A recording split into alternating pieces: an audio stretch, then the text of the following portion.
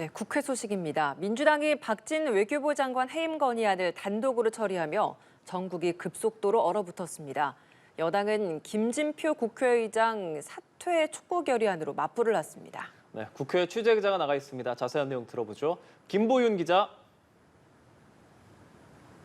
네, 국민의힘이 김진표 국회의장의 사퇴를 촉구하는 결의안을 제출했습니다. 국민의힘은 민주당이 박진 외교부 장관의 해임 건의안을 단독 처리한 것을 대선 불복 행위로 규정했는데요. 민주당 출신 김 의장이 해임 건의안 처리를 위한 의사 일정 변경에 동의함으로써 민주당의 대선 불복 행위에 동조했다고 국민의힘은 주장했습니다. 국민의힘은 결의안을 통해 민생은 뒷전으로 한 채 다수당의 편에서 의회 폭거를 묵인하고 방조한 행위로 국민적 비판에 직면하게 될 엄중한 사안이라고 지적했습니다. 주호영 원내대표도 169석 다수의 갑질 횡포와 김진표 국회의장의 중립성 상실이라고 비판했습니다. 반면 민주당은 사퇴 촉구 결의안 제출은 적반하장식의 협박이라고 반박했습니다.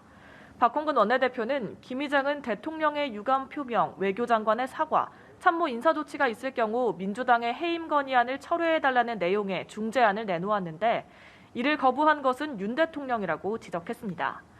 그러면서 윤 대통령이 의회 민주주의를 존중하는 최소한의 진정성을 가진다면 국회의 결정을 반드시 수용해야 한다고 강조했습니다. 이 결의안은 처리된 전례가 없는 상징적 행위에 불과하다고 일갈하기도 했습니다. 민주당은 이 같은 논란을 따져묻기 위해 오늘 오전 운영위원회를 소집해달라고 요청했지만 여야 합의가 되지 않아 회의는 열리지 않았습니다. 네, 윤석열 대통령이 바이든 대통령을 언급했느냐, 비속어를 썼느냐를 두고도 진실 공방이 계속되고 있는데 여당은 이번 논란의 책임 언론에 있다고 비판하고 있죠.